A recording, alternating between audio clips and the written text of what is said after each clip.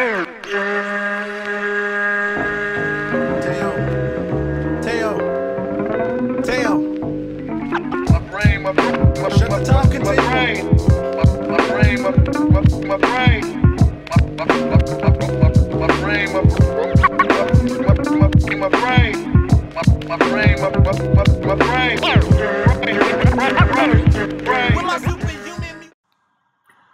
up, bitches? It's the misanthropic one, aka He Who Hungers, and I'm back up in this bitch for another rant.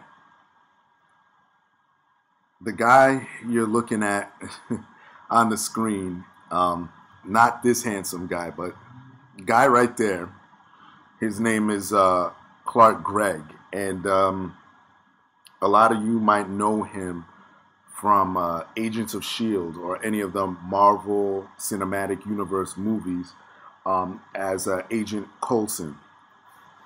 And this dude, wow. The Captain Marvel shit is still continuing. The damage control and the pandering.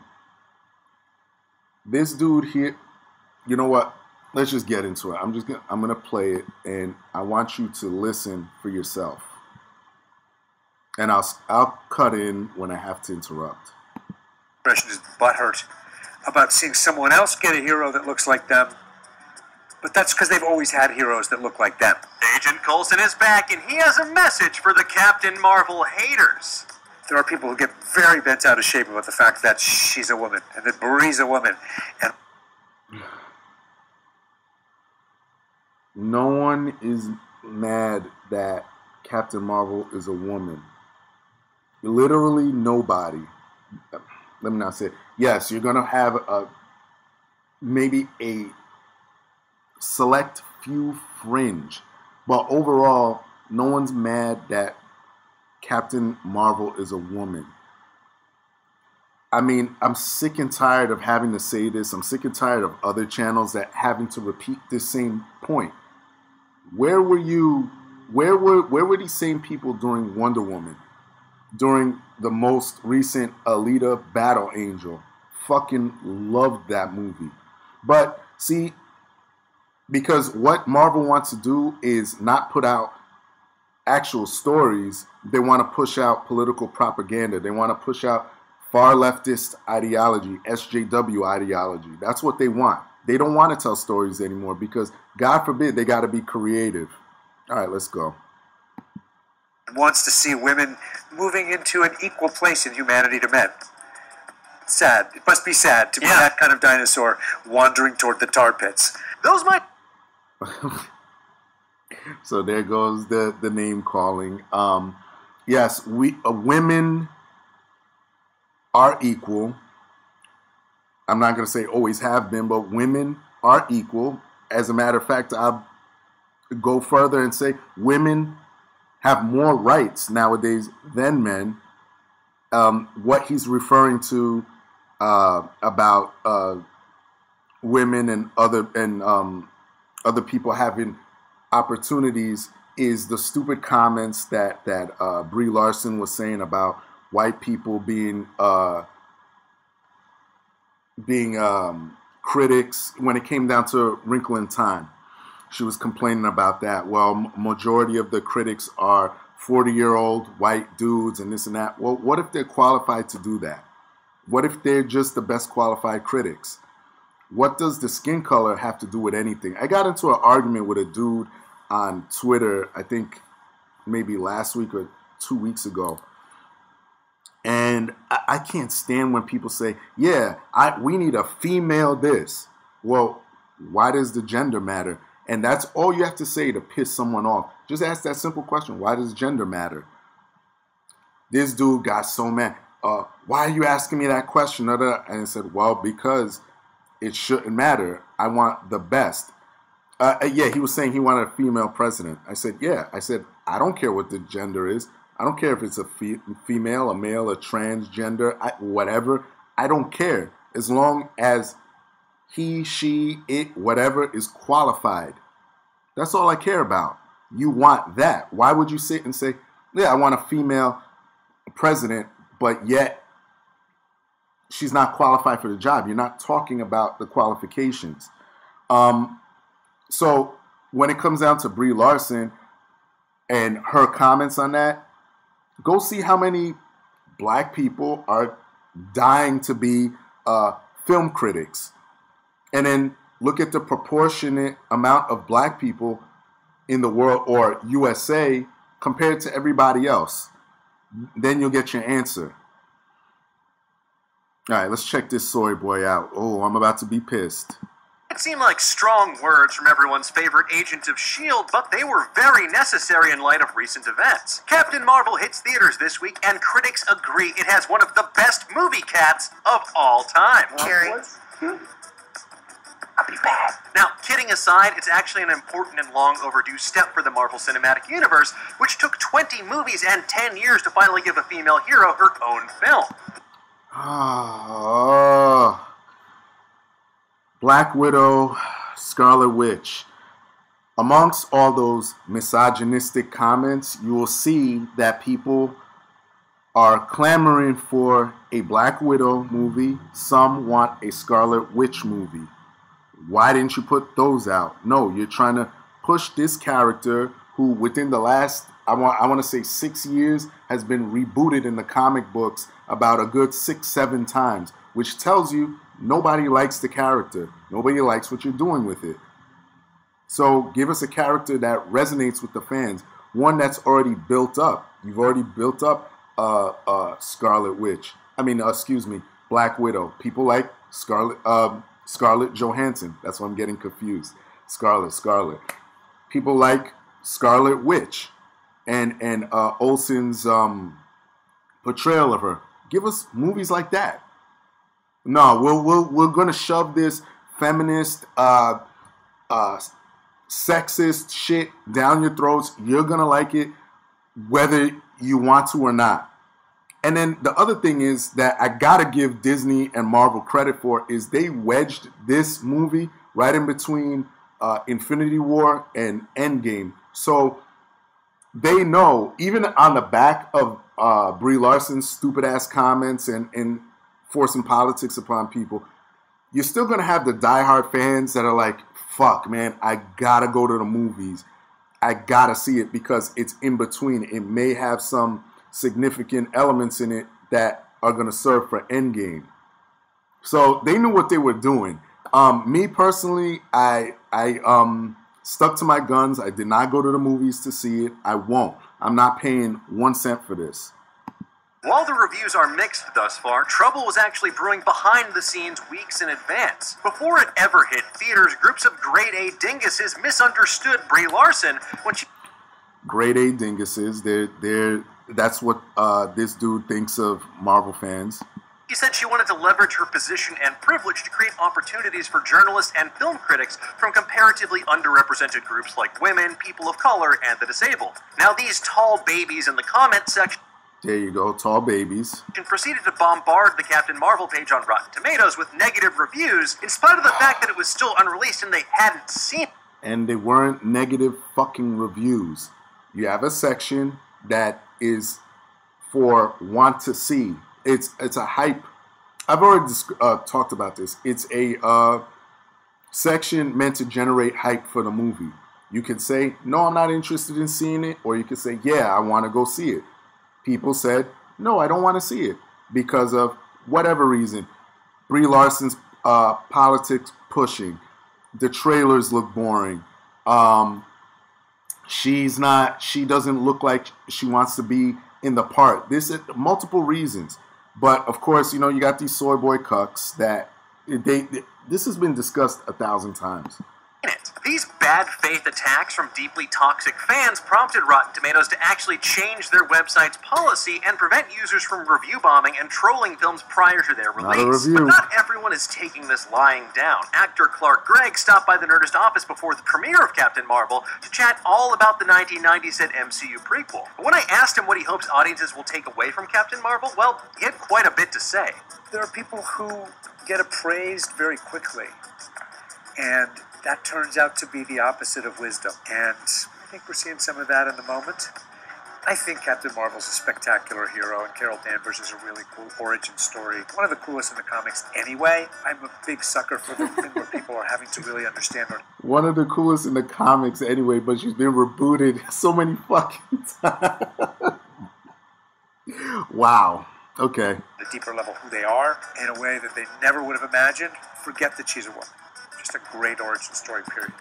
Forget that she's a woman, but come see it because she is a woman.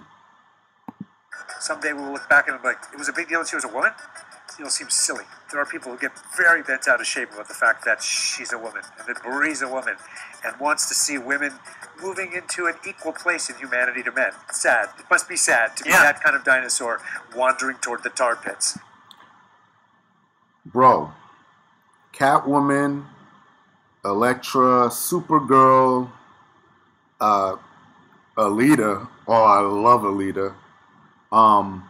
And speaking of Alita, you look at Rosa Salazar's press junkets and her interviews prior to the movie. She wasn't alienating anybody. She wasn't. These dudes are so disingenuous, man. Go watch Bree's exact words. There's a video called In Bree's Exact Words. Go watch that, and you'll see what she said that turned people off. All right? But who else? Sarah Connor, Ripley, Lara Croft. You have a plethora of female-led movies, heroines, Red Sonja, tons of them. These dudes are so detached from reality and they're acting brand new. Oh, man, this is great. We need females around. No one wants to see females. This isn't the fucking 1940s, bro. Grow up.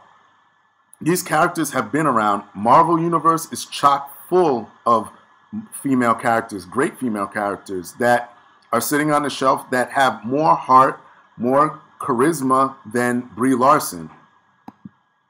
For me, I'm taking my daughter tonight because I think it's cool. I grew up with lots of male superheroes, and I certainly have come up in the Marvel Cinematic Universe with some amazing heroes like Natasha Romanoff and Scarlet Witch and Maria Hill, for my money. Okay. And yet there's something very special about this moment and this happening that my 17-year-old daughter, having grown up in the Marvel Universe, and frankly having grown up with the superhero Quake and the bio-genius Simmons on Agents of S.H.I.E.L.D., she's used to that. But there's something special about this, and I think it's easy for people to get, I don't know if the expression is butthurt, about seeing someone else get a hero that looks like them.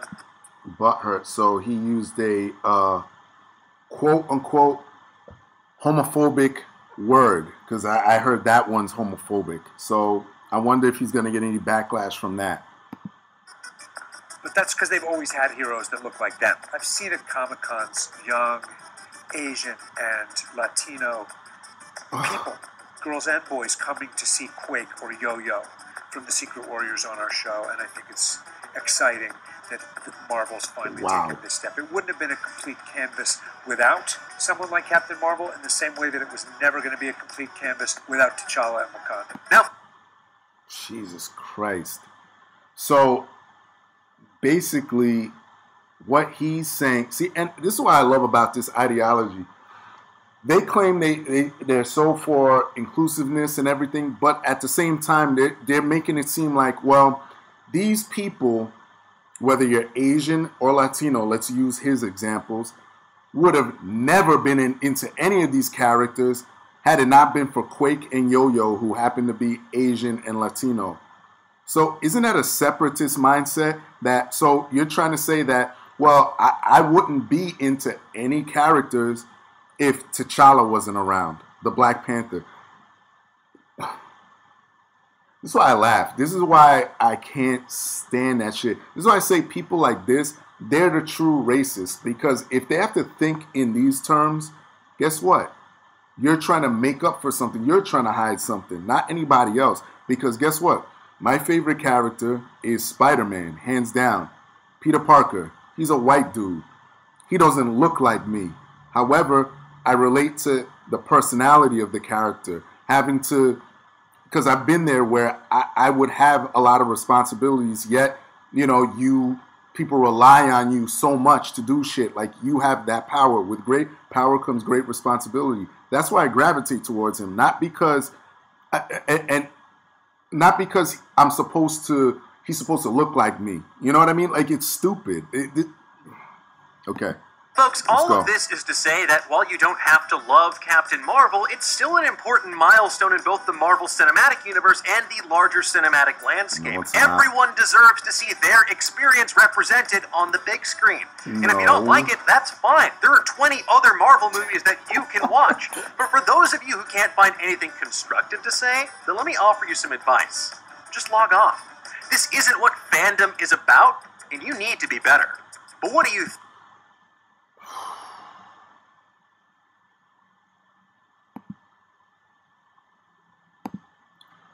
You need to be better.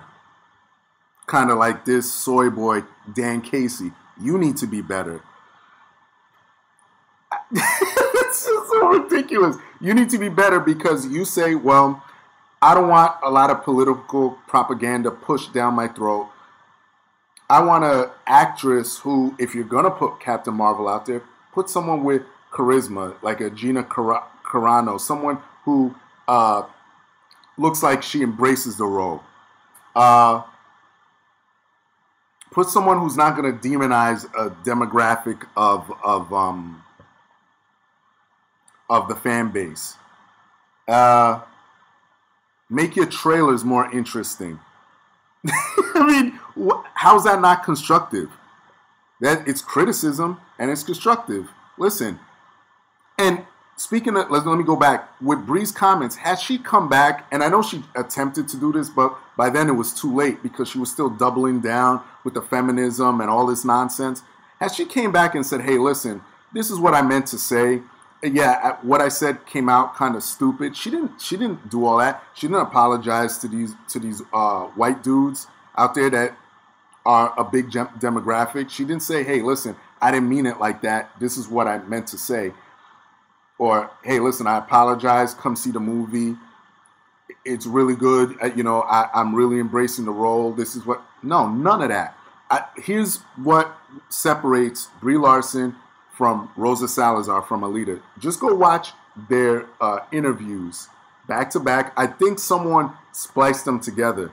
You'll go see why the audience loves Alita more. She embraced the character. She's excited about it. She looks like, she was into it. She wasn't sitting there saying, well, feminism and blah, blah, blah, sexism. None of that shit.